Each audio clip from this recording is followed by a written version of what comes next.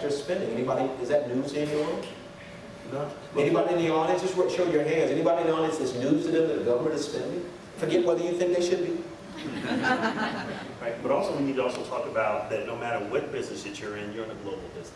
Yeah. Because the competition is such that some people are, I was talking with one of the professors named Dr. James Johnson, who's a well-known entrepreneur professor at the University of North Carolina in Chapel Hill. He talked about how you had one attorney who was preparing a case and another attorney was preparing a case, and one attorney was using attorneys trained in another country. And they were doing that work at night, whereas one guy was exhausting and working through the process. When they go to court the next day, one looked scattered, one is well prepared because by the time he tests his email, he's got all the papers to prove that he's going to do. So no matter what business that you're in products or services, we are in a global economy.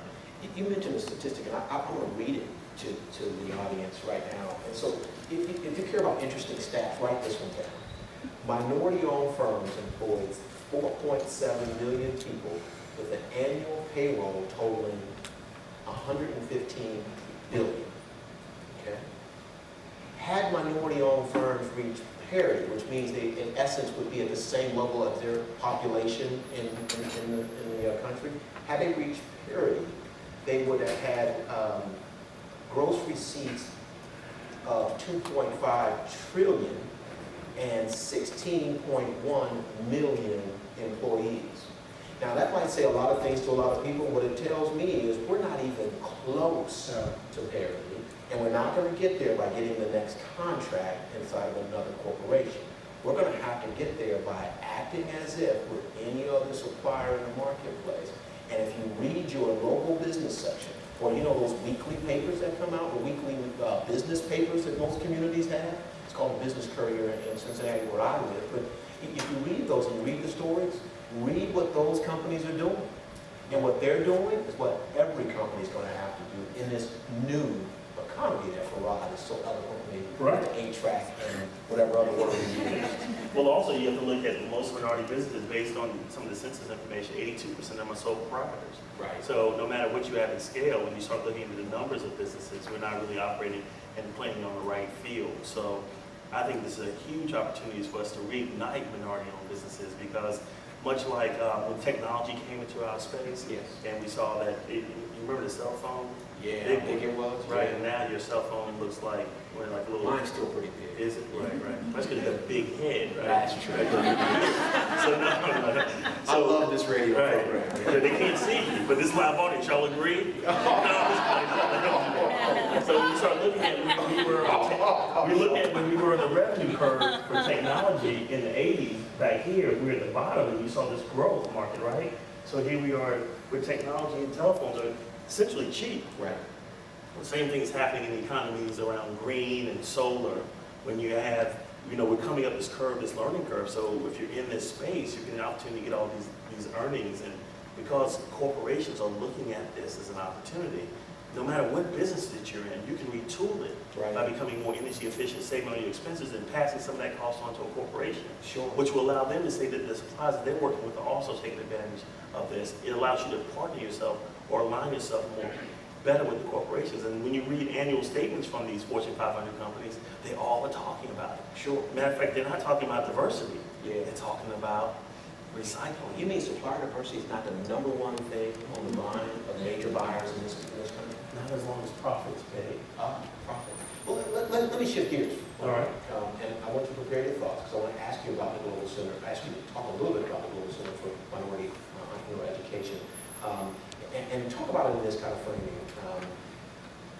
One, why do you think it's so important? Just give us the big kind of points that go along, because we're launching the connectors today here live in San Antonio, but we're also launching the idea of the Global Center for Minority Entrepreneur Education. So just talk a little bit about that, and then I want you to then relate it to the folks in this room, why it's so important to the corporations and the MBEs. And is that too tall of order? No, that's what I can do. All right, very good. Right. So when you talk about, having a global center for minority entrepreneurship and education, what you're really saying is that we value the future. We value technology. We value where the think tanks are. And we're going to go back and make sure that we educate minority businesses to be able to participate in the new economy or whatever phase they're in by providing them the right education tools the right business case analysis, the right information on how to get access to financing, find out where the angel investors are, figuring out how to continue to excel your business, accelerate your business, and become a conduit to make your business more profitable. So what kind of things will the center be doing? Oh, no question. We'll have an equity fund, or to be able to support businesses through a venture fund. We'll have an opportunity for young entrepreneurs to talk with entrepreneurs that are successful. Young filmmakers to talk to people like Antoine Fisher. Young restaurateurs to talk to people like Junior Bridgman, who owns the second highest number of Wendy's and Chili's. We'll have young executives being able to talk to other executives that are presidents of corporations or professors. And what we really want to do is reinvest in the community and look at opportunities like in let's say, aerospace, where you're seeing a lot of money go to the Department of Defense, and maybe a lot of minority businesses are not participating. Sure. To expose them to these opportunities and how to participate, so that we can really be a part of generating wealth and opportunities. Because what we do know is that in communities of need, or when people who are minority hire more minorities, is that in fact, y'all find that in this audience? Y'all can say yes, we can take it. Yes. Yeah, right. So we know that if we have this population, as we talked about, is becoming browner and also greater, right? We also realize that there's this huge opportunity. So as the population ages, and there's huge opportunities in taking care of these older people or these more mature people. Then we also find out when we're looking at businesses that are minority-owned businesses, and everyone's talking about the demographics of them growing, why don't we employ them and make them more entrepreneurial and innovative? So the Global Center is going to say, let's take advantage of the demographics changing, and let's make this a working network. Because the last thing I want to hear is about how we have expanded the population base and it's browner, but more people are building jails or adding police officers. When I tell you that I believe some of the best entrepreneurs are sometimes drug dealers, right? Yeah, right. Because they understand collection, enforcement, distribution. They even have an incentive program. And if nothing else, they understand workforce development, right? So what we want to do is just change this kind of mindset of what people perceive to be something that's less important. We take the assets or the human capital and shine it up and make it more part of the process. Because we celebrate these celebrities once they get into something that's more mainstream, right? Like rap or athletics. Well, and I think one of the first things coming out of the gate for the Global Center is this business plan competition. It's historically black colleges around the country, and so I think that's going to be exciting as well. Because in that process, people get an understanding of how to see market opportunity and create innovation in things like aerospace and in marketing and in automotive and some of the areas like that. So let me ask you this question: if you took the entrepreneurs, you know, the minority businesses you work with every day, and you took their business plans, remember that whole, we're going to be candid, right? And you took their business plans and you evaluated them based on any criteria of scalability, okay? Give me a percentage of them that would pass your test for an investment. That's not fair. Okay. True. It's not.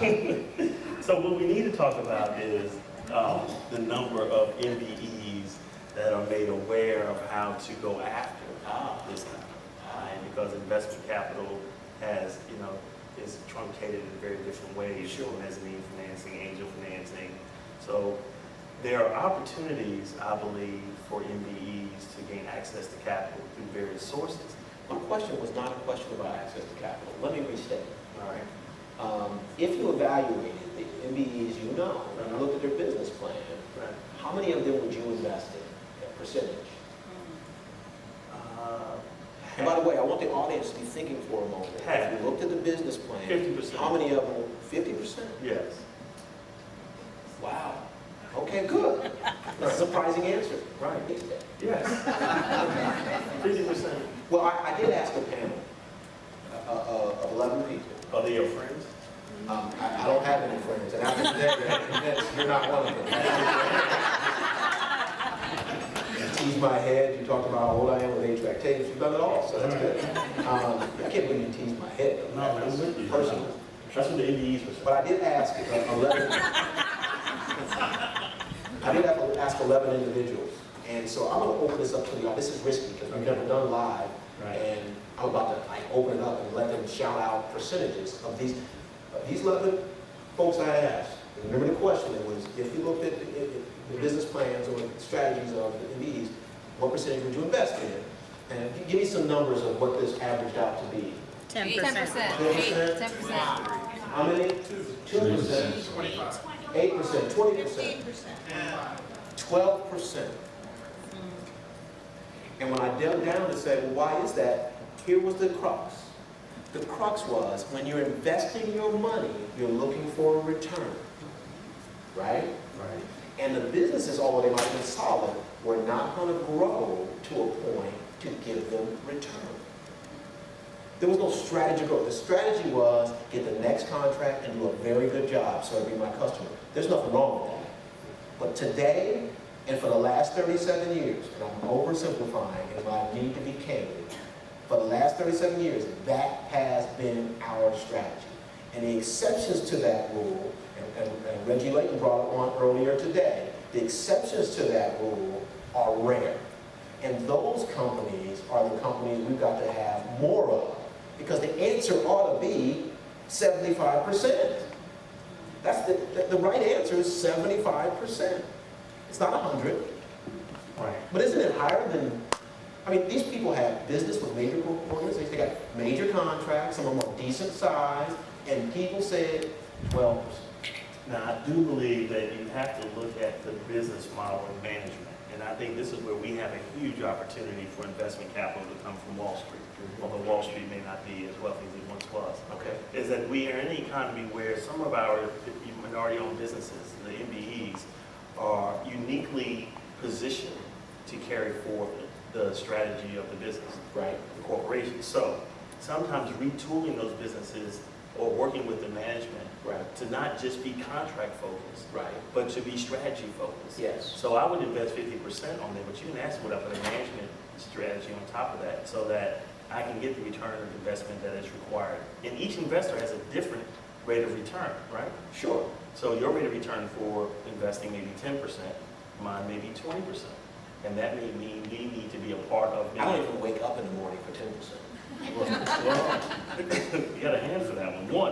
Only one person like Right, that. right, but 20% is a different number. So how do you start thinking about building minority businesses, right? Yes. Such that we can, and this is why it's so important that we have, gcmee, or Global Center for Minority Enterprise, is that we're saying, entrepreneurs, let's look at how do we take your foundation of your Yes. work Yeah. and build upon that. So you think it's a lack of knowledge? I think it's a lack of maybe access to knowledge or understanding. I don't want to say knowledge is if they were ignorant, but there's just some Let me place. throw one more thing in there that's politically incorrect. It's my last politically incorrect thing. If we look at Is that a our, promise? it's a promise, I'm committed to that. This is it. If we look at the MBEs in the marketplace today, the sizable ones in particular, and so let's just pick sizable as being over, 100 million. not that sizable, over 50 million. All right. Okay, over 50 million. What do you think the average age is? 50 million, average age of the business or the leadership? The leadership. It's mature. I'm not going to be political leader. What is it? 50-something. 50-something, late 50-something. 60-something. So what does that mean? What happens to an entrepreneur when they get to, not every entrepreneur, but most privately held companies, and this is, forget race and gender and all that, most privately held companies, when you get to your late 50s and you've made some money, Exit. your focus is on not losing any money. Right. It's not even on exit necessarily. I hope it's on exit, but it's on, let me preserve what I've got. So you're not going to screw up, and your biggest thing when you get up in the morning is don't screw it up, and if you got kids in the business, don't let them screw it up.